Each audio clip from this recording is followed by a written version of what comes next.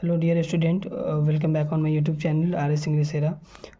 Today, a very good chapter Macbeth the Majestic Cat written by T.S. Eliot. आज हम लोग ये discussion करेंगे. इवेंचुअली ये 6-7 में तो पढ़ना ही है, बट ये +2 में BSAB बोर्ड में एक बहुत ही इमेजिनेशन और इसको कह सकते हैं मिस्ट्री पोएम के रूप में देखा गया इसको. तो पहले हम लोग इसे इसके राइटर के बारे में हम लोग जान लेते हैं जो T.S. एलियट हैं.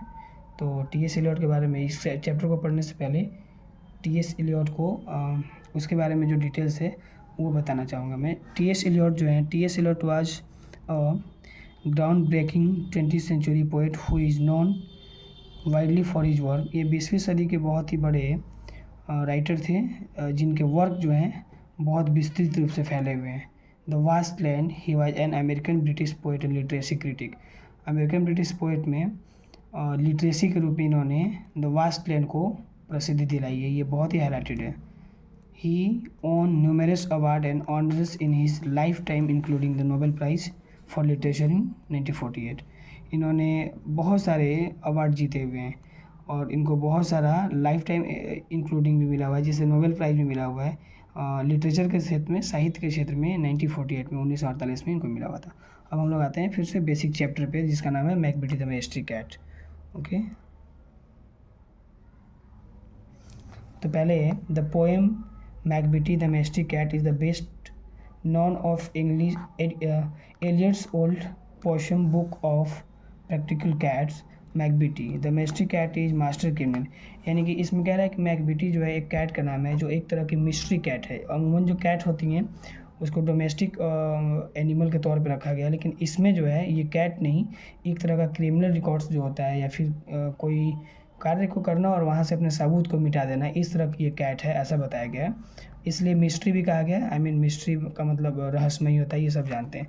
Cat is a master criminal but in the poem he is too clever to leave any evidence of his guilt. मैंने वही कहा कि इसमें क्या है कि ये मास्टर क्रिमिनल इसलिए इनको कहा गया है इस कैट को कि ये इस पोएम में क्या करती है कि इसके क्लेवरनेस को यानी कि इसकी चतुराई को बताया गया. और वो चतुराई ये है कि ये कोई भी काम करती है तो वहाँ से अपने एविडेंस को, सबूत को मिटा देती है. ये कभी भी साबित नहीं हो पाती है कि ये गलत है.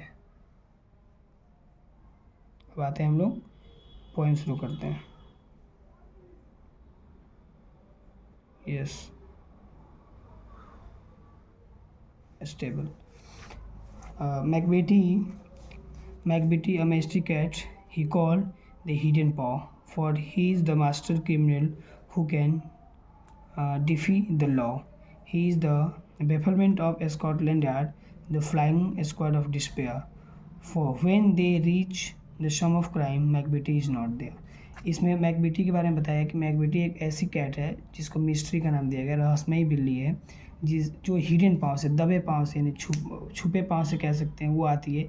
मतलब इस कहने का आवाज़ तक भी नहीं होता है. और जब ये कोई काम करती है, कोई भी क्रिमिनल टाइप का जिसको क्रिमिनल दर्जा दिया जाता है, उसमें हम समझते हैं कि वो काम जो होता है वो लीगल नहीं होता है, इलीगल होता है. उस तरह के काम को ये करती है और कई बार कानून को तोड़ती है, नियम कानून को तोड़ती है. नियम कानून तोड़ने का मतलब कि जो काम इसे नहीं करना चाहिए उस काम को ये करती है.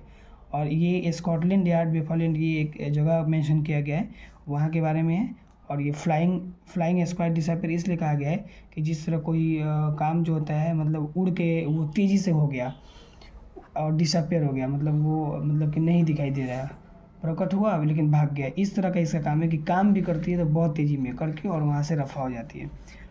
For when there is the some skin of crime Macbeth is not there. और किसी तरह का अगर वो जहाँ क्राइम करती है वहाँ पे मैकबेथ नहीं पाई जाती है. Macbeth there is no one like Macbeth. यानी कि इसमें एकदम मैकबेथ के बारे में कहा है कि जो मैकबेथ है वो एक कैट है और मैकबेथ की वजह से दूसरी कोई कैट नहीं है. He is breaking every human law. जितने भी इंसानों के बनाए हुए रूल, नियम कानून कायदे हैं सबको तोड़ देती है. He breaks the law of gravity. वो T.S. एलियट राइटर ने तो यहाँ तक भी कहा कि इसने तो ग्रेविटी का लॉ भी तोड़ दिया है. आई मीन ये according to the writer. His powers of levitation would make a fakir stare and when you reach the scene of crime Macbeth is not there. फिर से वही कि ये किसी भी तरह का रूल को तोड़ती है, ह्यूमन लॉ को तोड़ती है, breaks of gravity, law of gravity तोड़ती है.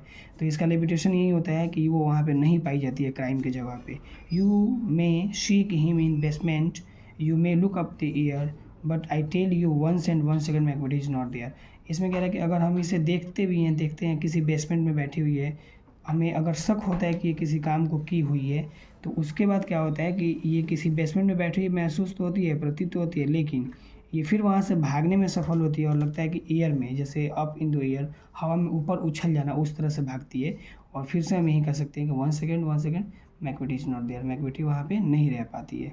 तो ये एक छोटा सा पोएम था। इसके बचे हुए दूसरे भाग को मैं फिर से लेकर उपस्थित होऊंगा। तब तक के लिए मैकबेटी द मैजेस्टिक कैट का ये रहा summary. Thank you for watching this video.